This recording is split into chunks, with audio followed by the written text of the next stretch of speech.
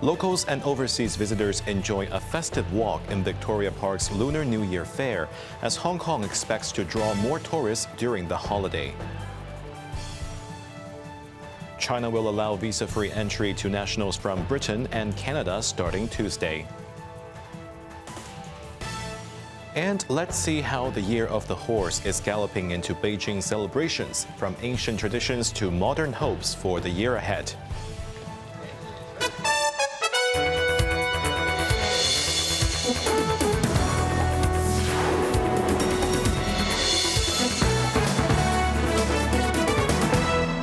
Good evening, you're watching Cable News. I'm Jeremy Zhu.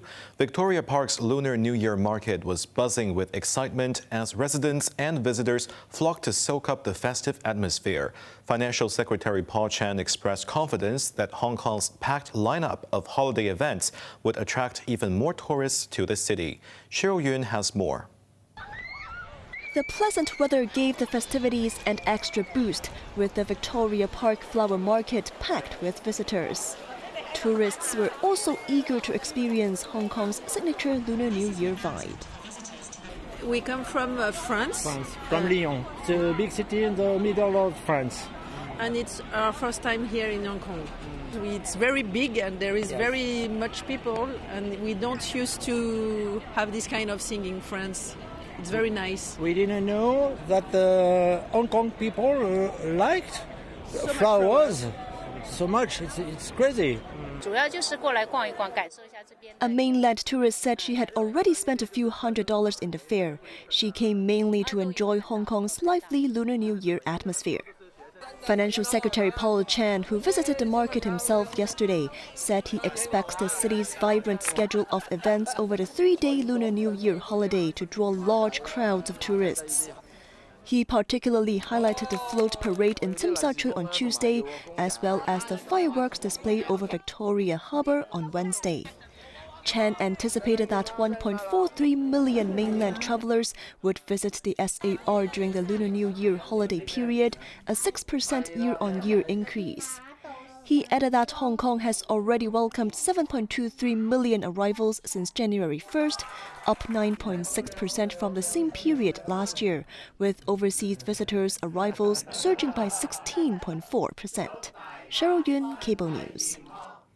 Hong Kongers flocked to the city's traditional flower markets for Lunar New Year preparations, with vendors reporting sales increases of up to 20% compared to the previous year. Cheryl Yun again tells us more. It's another bustling day at the Mong Kok Flower Market, where crowds of shoppers are snapping up auspicious blooms to welcome the Year of the Horse. Popular picks this season include gladiolus and orchids, which symbolize steady success, strength and prosperity. Vendors said flowers have been flying off the shelves amid strong demand.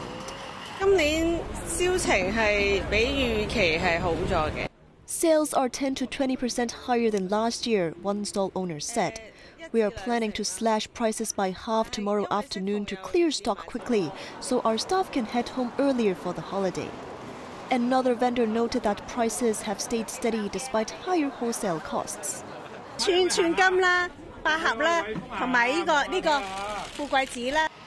Customers are going for winter jasmine, lilies and ilex because of their positive symbolism. We decided not to raise prices this year to keep things affordable, she explained. Shoppers were leaving with armfuls of flowers and plants. One buyer explained the cultural meanings behind his choices.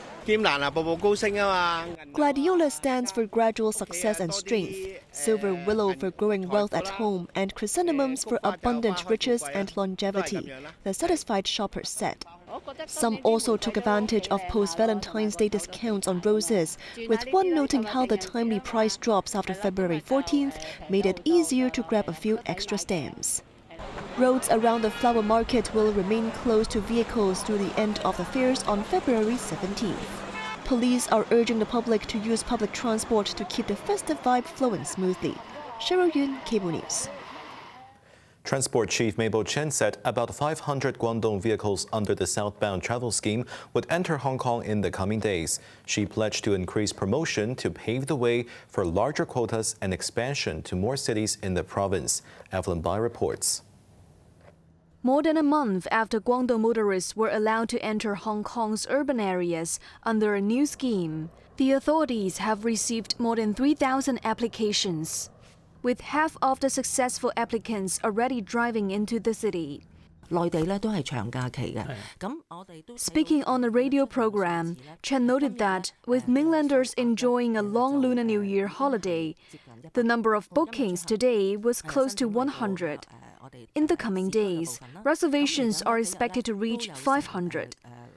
About half of these Guangdong drivers will stay in Hong Kong for 1 to 2 days, she added. Guangzhou, Zhuhai, Zhongshan and Jiangmen are the first cities to benefit from the policy. Asked whether the scheme could be expanded to other cities, the minister said the government must proceed cautiously. With a quota of 100 cars per day, weekends and long holidays are well utilized, while there is still room on weekdays, Chen noted. We hope to step up promotion on the mainland. If the quota is well used, based on that, we may further increase it, she said. In the early phase of the scheme, a few drivers were caught entering restricted zones or even activating autonomous driving systems. Chen, however, sidestepped questions about whether any mainland drivers had been blacklisted. She only said that some of the violations had been handled by law enforcement agencies, and the government will monitor the situation closely. Evelyn Bai, Cable News. 17 people suffered minor injuries this afternoon when a coach crashed on a Hong Kong-bound lane of the Shenzhen Bay Bridge. Online footage showed the tour bus stopped on the slow lane of the boundary crossing bridge, with police and emergency workers arriving immediately. Authorities clarified that the accident only involved the bus itself. It was suspected of losing control and crashing at around 2 p.m., leaving 17 people injured, including 10 men and 7 women. Emergency services transferred the wounded passengers to Tuen Mun Hospital and Ting Shui Wai Hospital. The bus driver was arrested on suspicion of dangerous driving. The cause of the accident is still under investigation. A portion of the Tuen Mun-bound slow lane was temporarily closed due to the crash. 7 taxi drivers have been arrested in Sai Kung for overcharging passengers during a police crackdown. The taxis involved in the case are being held at the Kowloon Bay Police Vehicle Pound for inspection. Police said the operation targeted illegal fare practices ahead of the Lunar New Year. Over the past 2 days, officers posed as passengers to set up roadblocks in Sai Kung Country Park. 6 men and 1 woman, aged between 40 and 71, were arrested. They were suspected of overcharging and failing to display taxi meters and their taxi driving license. The journeys in question should have cost around $60, but drivers demanded as much as $200. China will expand its visa-free entry policy to allow British and Canadian citizens to travel to the country for up to 30 days, effective from Tuesday through the end of the year. Evelyn Bai reports. A Foreign Ministry spokesperson announced that, to further facilitate cross-border travel, China has decided to extend its visa-free policy to passport holders from Canada and Britain, who may stay for up to 30 days without a visa, for business, sightseeing, family or friends visits, exchange and transit purposes. The policy will remain in force until the end of the year. The move follows official visits to Beijing by Canadian Prime Minister Mark Carney and British Prime Minister Keir Starmer. Evelyn Bai, Cable News. In Beijing, people are preparing to celebrate the Year of the Horse, which will begin on Tuesday. Let's take a look at how the zodiac, originating from ancient philosophy and cultural beliefs, continues to shape expectations for the coming year. As Lunar New Year approaches, markets in Beijing are filled with horse-themed decorations, paper cuttings, lanterns, and gifts. The horse has long played a vital role in Chinese history, from agriculture and transport to warfare and communication. Over time, this practical importance has blended into culture, symbolism, and belief. The Year of the Horse has very good symbolism. Phrases related to horses are often auspicious, like success arrives immediately. I hope my child gets good grades, my salary increases, and the whole family stays happy, one shopper remarked. Meanwhile, at an equestrian ranch on the suburbs of Beijing, the owner with 20 years' experience hopes the Year of the Horse will renew public interest in equestrian sports. He noted that before 2020, mainlanders showed little interest in horse riding. However, during the COVID-19 pandemic, with travel and indoor activities restricted, many turned to the sport, though interest has died down recently. I truly hope that with the positive atmosphere of the Year of the Horse, more people will come here, connect with horses, ride, care for them, and learn about them, helping the equestrian industry to thrive, he added. Beyond equestrian interests, the Year of the Horse is also viewed through traditional philosophy. In Beijing, I Ching master Yue Tianji said 2026 is defined by the fire element, symbolizing swift, widespread impact and visual appeal, which requires adaptable thinking instead of being rigid. However, an excess can also carry risks. Strong fire can also represent inharmonious things such as chaos, clashes, even wars, he said. European nations are accusing the Kremlin of killing Russian opposition leader Alexei Navalny with dart frog poison 2 years ago while he was held in a Russian prison. Moscow rejected the claim as Western propaganda. Jamie Liu reports. In February 2024, Navalny died in an Arctic penal colony where he was serving a 19-year sentence that he believed to be politically motivated. Russian officials said he died from an irregular heartbeat, but his family was unconvinced and had European labs tested samples from his body. In a joint statement, 5 European countries, namely Britain, France, Germany, the Netherlands, and Sweden, revealed their findings. They claimed that the body samples were found with a deadly toxin in the skin of Ecuadorian dart frogs that are not native in Russia. The toxin is 200 times stronger than morphine. It causes paralysis, breathing difficulties, and death. It can also be manufactured in a lab, which European scientists suspect was the case with the substance used on Navalny.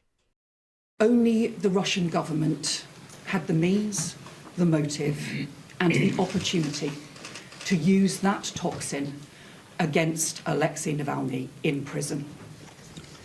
And that is why we are here today, to shine a spotlight on the Kremlin's barbaric attempt to silence Alexei Navalny's voice. Navalny's widow, Yulia Navalny, thanked European states for the investigation and insisted that her husband was poisoned. Now, it's not just words, it's scientific proof that my husband, Alexei Navalny, was poisoned and killed by Russian government and by Vladimir Putin in Russian prison. The Kremlin has denied involvement and dismissed the poison allegation as an information campaign aimed at distracting attention from the West's pressing problems. Jamie Liu, Cable News.